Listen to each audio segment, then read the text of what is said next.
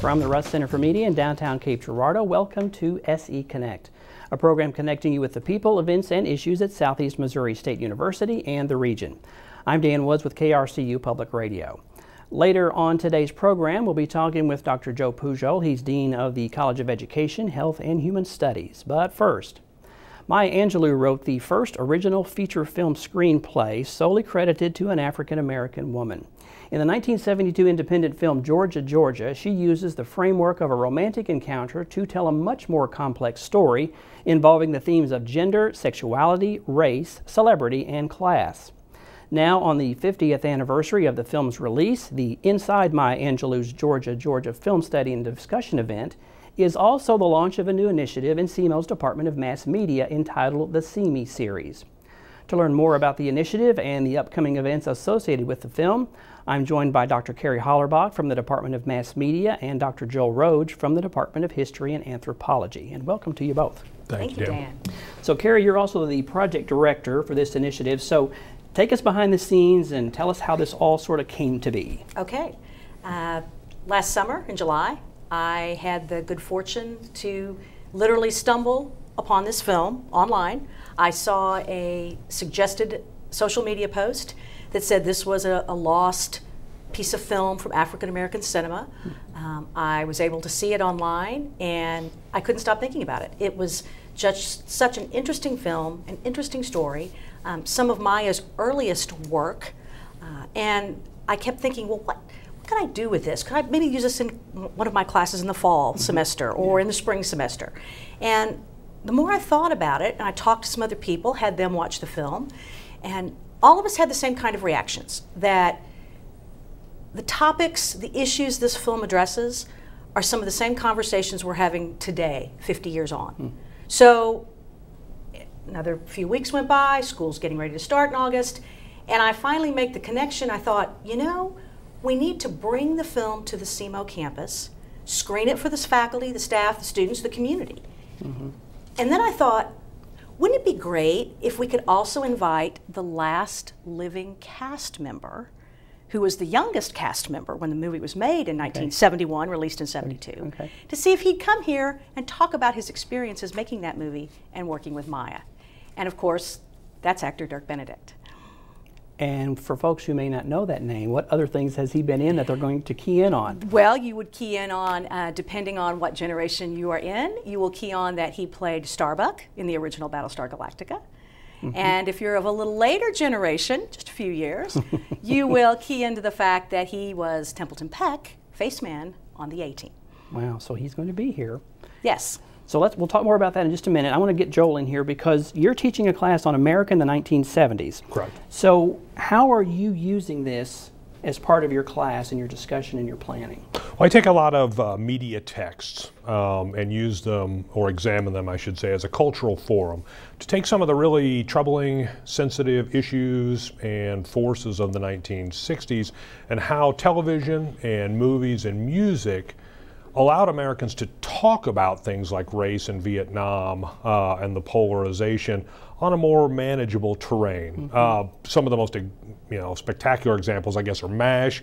That's an allegory of Vietnam, All in the Family, helping Americans work through with humor some of those more pressing issues of the 60s. So I'm going to use, and have been using, Georgia, Georgia in that regard. And there's a lot to unpack in that movie, but I've really focused in on race and Vietnam. And I have some thoughts that I'm kind of test driving about what Angelou is trying to say about those, and we can talk a little bit about that.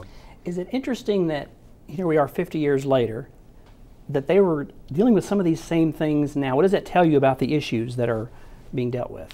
Well, I think what Angelou is trying to do in the movie is, much like Martin Luther King had taken the issues of race in Vietnam and had said, you can't deal with these in isolation. They are inseparable. These are the wages of American sin. This is an indictment of America. And for me, race in Vietnam, if you look at the characters and how it plays out, ultimately what Angelou is saying is, I know we're exhausted by the 60s. I know we're tormented by this, but we're much closer to the beginning of this conversation than we are to the end of it. Yeah, we passed the Civil Rights Act of '64, the Voting Rights Act. Yes, we're going to get out of Vietnam, but these issues are not going away anytime soon. So when you say there's a lot to unpack, there really is a lot to unpack in this Definitely. movie. So Carrie, so Dirk's going to be here, and what's going to happen while he's here? What's sort of the plan for his visit, and how's it going to lay out? Sure. I guess the other thing I need to say, following from what Joel just said, is that once we were able to get the performance rights cleared last fall, and Dirk said yes, he was interested in coming and doing this. He'd never been asked to do this, so he was very interested. He was right away. He was like, "I'm in. If we can work out the details, I'm in." So what I did was I reached out to faculty across the campus. All over the campus, and just asked, would you like to be part of this project? Dr. Rhodes agreed to be part of it, and so did 14 other faculty. There were 16 faculty in 9 academic departments, and 20, which equates to 23 classes this semester, who are either seeing the entire film, seeing a portion of the film, doing classroom assignments. So what's going to happen is that we're going to screen the film on March 30th in Rose Theater at 6 o'clock to the campus community and anyone who'd like to see it, and we're going to have a panel discussion about it. Okay. And then on April 6th, when Dirk is here, he and I are going to sit down and do something kind of similar to the Inside the Actors Studio. Students will be attending who've been in these classes who've been studying the film. Okay. Campus and community are also invited to attend, and we're just going to talk through what it was like to work with Maya, what he remembers about making this movie, his time in the industry. Of course, he's going to talk about the 2 iconic characters that he played, but also the rest of his stage and film and TV career, because he's had a pretty broad-based career that a lot of people don't know all the aspects of. Yeah, and he's never been asked to come and do any sort of talk about this movie. To talk about Georgia, Georgia. He has not. I mean, he's mentioned it in interviews and things like that, but no one had ever reached out to him and said, would you come, we'd like to screen this movie, and then we'd like you to talk about your experiences making this movie and what you think the movie means and what it means 50 years later. No one had ever asked him to do that. So he thought it was a great idea. What has the response been by students in class, Joel? Well, I was just talking to Carrie about this. They've been very enthusiastic. They're very curious about, in particular, 1970s media, whether or not it's the songs of Bruce Springsteen or shows like the Mary Tyler Moore Show. Okay. What exactly does this mean? How these can be read as media text. But I've had a couple of students approach me after class who, on the sly, said, "My mom can't wait to come and see this." And I have to agree. When I was first approached, when Carrie first asked me about this, the historian in me of the Vietnam era is like, we get the first crack at Maya Angelou's first screenplay. Definitely count me in. And it's like, and Starbuck is going to be here? Yeah, the 12-year-old me in the 1970s was, please, I want to be part of this project. That's what got me when you said Starbuck. Battlestar Galactica, that's what got me too, immediately. Yep. So you've got a lot of different classes involved and faculty and students, and what was it like putting together a big collaborative project like this? There's a lot of moving pieces. Right? Lots of moving pieces. I've been working on this since school started the third week of August, when classes opened back in August. It's been a big undertaking, but it has been so rewarding, so fulfilling. The faculty and staff on the campus, because we've had some staff people involved as well to help us get ready, do some things. Kent Library has an exhibit of artifacts and pieces that they were able to borrow, digital copies from the Wake Forest Maya Angelou collection. Okay. So they've built a beautiful display. The Center for Teaching and Learning has been involved in terms of helping get the faculty on board with how they could use the film and what kind of assignments or discussions or things they could do. Everyone has been terrific. Everyone who could say yes said yes, and enthusiastically, not, okay, oh yes, count me in, what can I do? That's always a good thing. Yeah. This is also the launch of this new See Me series. Talk about that and Sure. what that's going to be about. As we finished up the fall semester in December, and I had been working on this project since August, I looked across at the enthusiastic response we'd received from faculty and who wanted to participate, staff who had helped us. Things were coming together, and I thought, while this is a great one-time project, I think maybe this could be the genesis, the beginning of a much broader-based, longer term project. So I approached Dr. Buck, our department chair in mass media, and I said, what would you think if we started a new initiative, a new project for the department, and we called it the See Me series? And the idea behind it would be we're going to bring to the campus and explore, unpack diverse creative media work. And I said, what we would do is we'll use this project, the Maya Angelou film screening and Dirk's visit, as the kickoff for that series.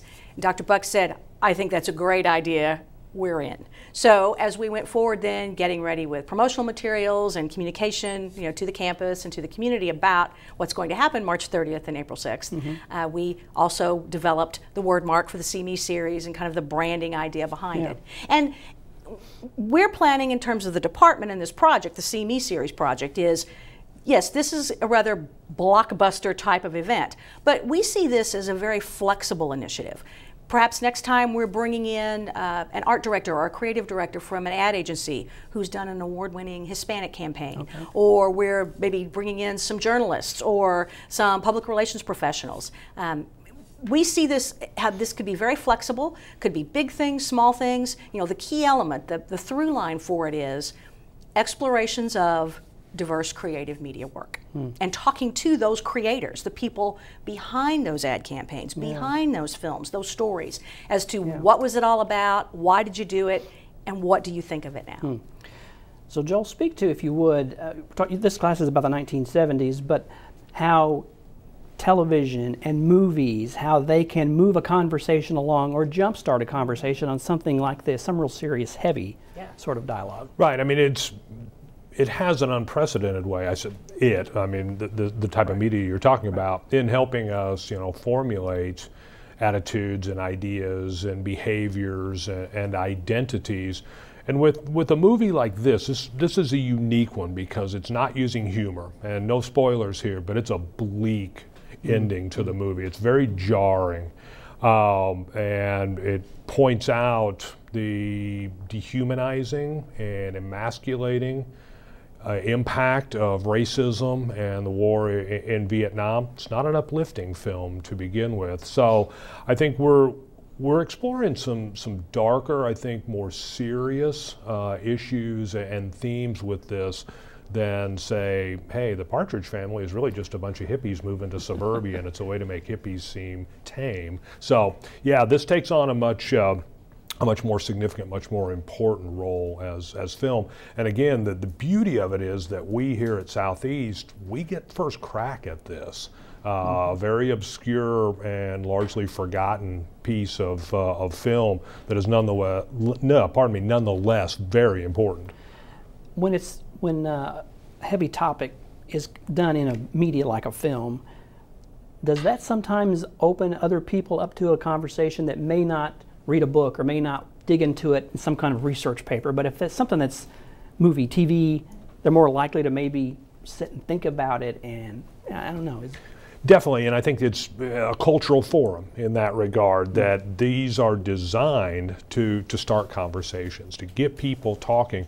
And again, the beauty of this film is this is the beginning of this conversation, and 50 years later, we're still struggling with many of these same issues. And I think Carrie mentioned that the movie played or reviewed better in the North than it did in the South, and that's not surprising.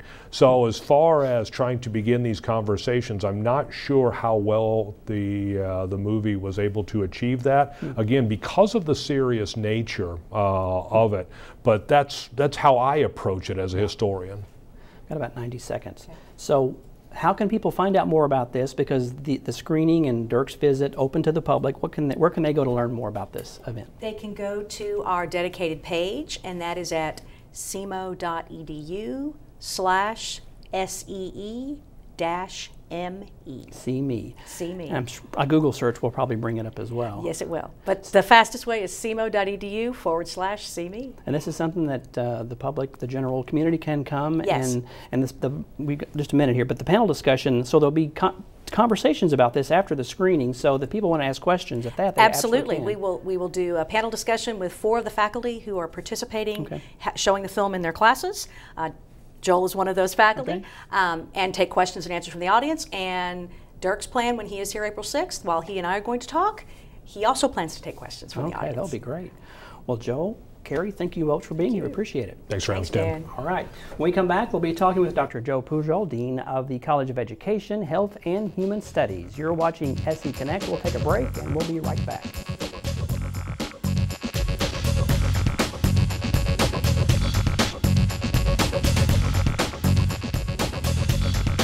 We are very pleased that Southeast has received statewide mission designation for the arts. It recognizes us as leaders in the visual and performing arts and confirms the quality of our programs. We are Missouri's only campus dedicated to the arts, being art, dance, music, and theater. And we are nationally accredited in all 4 areas of the art. This year, we were named a Yamaha Institution of Excellence, and theater was named a top musical theater program in the country. We've seen the number of majors increase greatly, and we're recruiting nationally. We consider it critical for our programs that we demonstrate to students how to get careers in the arts. We have students who've been stage managers, they've opened their own dance studios, they're doing film work, just all types of careers. We never rest. We keep going, and there'll be something new tomorrow. My mother was always very familiar with her neighborhood, but one day she stopped at the stop sign for much longer than usual, and she didn't know whether she should go forward or turn, and she wasn't even really sure where she was at. It was very unsettling for her. I felt so much better after my son told me, "Mom, I don't want you to worry or be afraid. I'll be there for you, and we'll figure it out."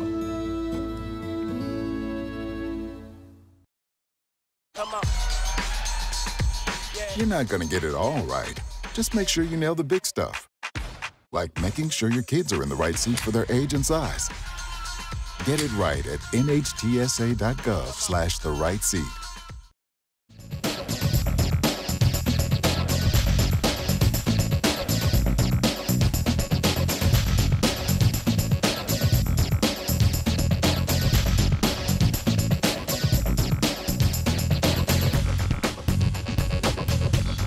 To SE Connect. The College of Education, Health, and Human Studies at Southeast educates the region's nurses, teachers, counselors, and health professionals. There are more than 60 undergraduate and graduate programs across 7 departments, and we're going to learn more about that now with Dr. Joe Pujol. He's the Dean of the college.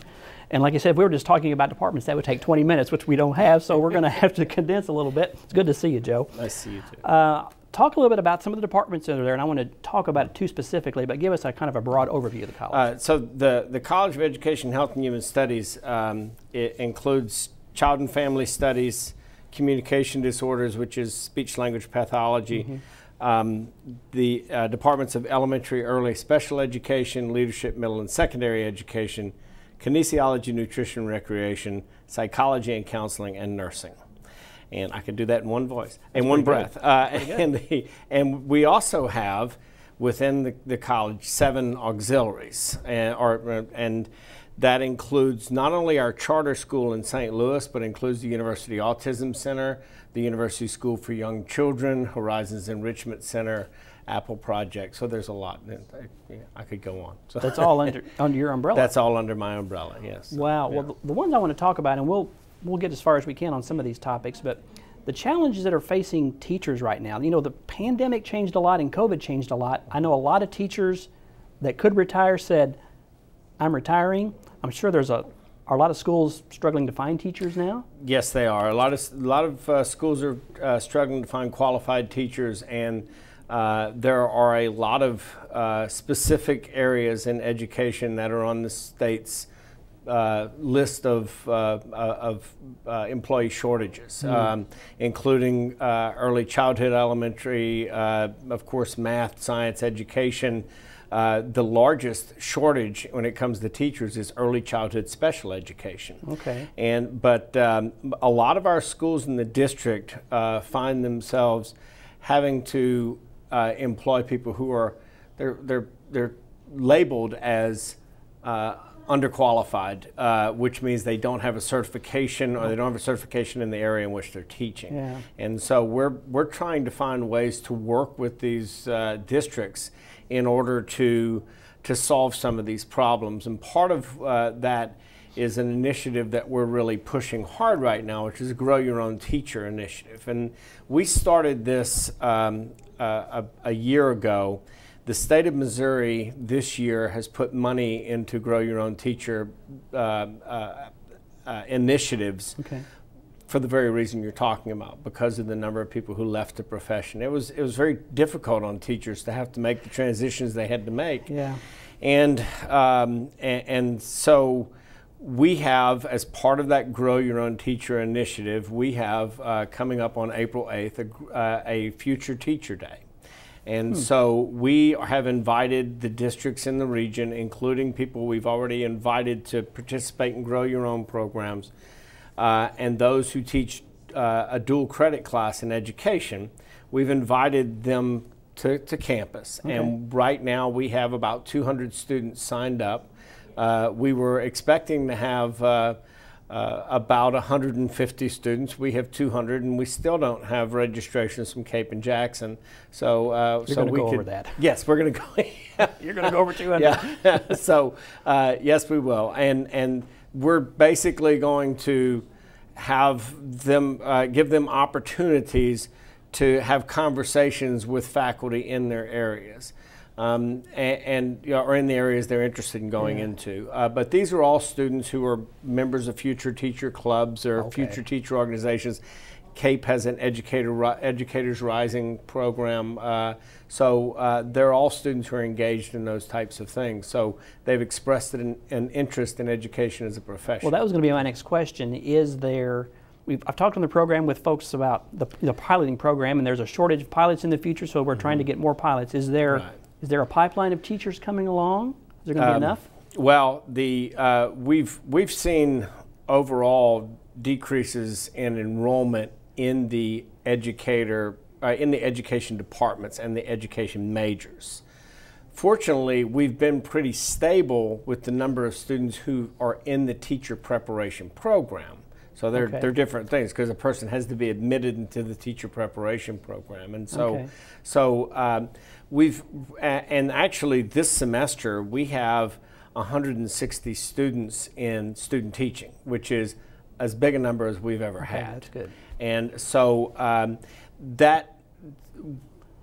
while we've had a decrease in the pool overall, we're still able to maintain our numbers in teacher preparation. Unfortunately, it's not keeping up with what the districts need, and so that's really where we find ourselves. The districts, the district's needs. It's not just overall, but also in specific areas, like ones I mentioned before, math ed and any science field education. So, are you having to adapt how you run your programs to try to pivot to meet these needs? I mean, what are you doing differently that you may not have done a few years ago? Well, one of the things we did started a few years ago is a Master of Arts in Teaching in STEM. And so an individual who has a STEM degree, undergrad, they can come back and in a year and a half can go through this completely online program and gain certification to teach in one of the STEM areas. Which is big right now. Yes, it's a program that we haven't marketed very well, and we really need to push it out, and we actually should get national appeal from this kind of program. And so we're also expanding our Master of Arts in Teaching so that we can service the region better in areas such as art education, foreign language education, and where they may be experiencing shortages in the future. So you're pretty busy. Yes, busy. We do stay busy. Well, the same situation I think is sort of going on in the nursing field too, right? What's that look like now? Well, nursing, you know, if I wanted to be sensational, I would say, well, nursing's in crisis, and nursing has had issues, especially through the pandemic, has created some real problems for the nursing profession. Yeah. And so it has been very difficult. And while there was a need before the pandemic, it's emphasized now. It's there's a tremendous shortage, and we're under a lot of pressure to try to get these nurses out in the field, and that just doesn't happen overnight. We are limited by the State Board of Nursing, how many people we can how many students we can let in each cohort, and so we let those students in as they apply, and we matriculate them through 4 semesters. The good news is when our students are completing, they are passing their certification exam. And this most recent class, and of course everyone was hit hard in that area by COVID. But in our most recent class, I believe there's 6 students left to take the exam, but we have a 100% pass rate on the nursing certification exam, so, which is something to be proud of. It absolutely is, and we got about 90 seconds, I think, left. So what other things are you working on? What are some of the big things that you're looking at in the near term here? Well, in addition to grow your own teacher, we're doing the Future Teacher Day. We're also looking to the fall with a Future Health Professional Day. Okay. And to try to help recruit people into those areas. We have some exciting things happening at the University Autism Center. Good. The number of diagnoses and the number of people we're treating on a regular basis is going up. Our wait list for diagnosis at the Autism Center is as short as it's been in the 10 years we've been around. We've had them on the program too, so we've talked about that service. So I can't believe we're out of time, but we are. But thank you so much, Joe, for being here and talking about the college. We appreciate your time. Well, thanks for having me. I appreciate it. All right. And SE Connect is a collaboration of KRCU Public Radio and the Department of Mass Media here at Southeast Missouri State University. Thanks to our guests and to you for watching. From the Russ Center for Media, I'm Dan Woods with KRCU Public Radio. Be sure to tune in next time right here for SE Connect.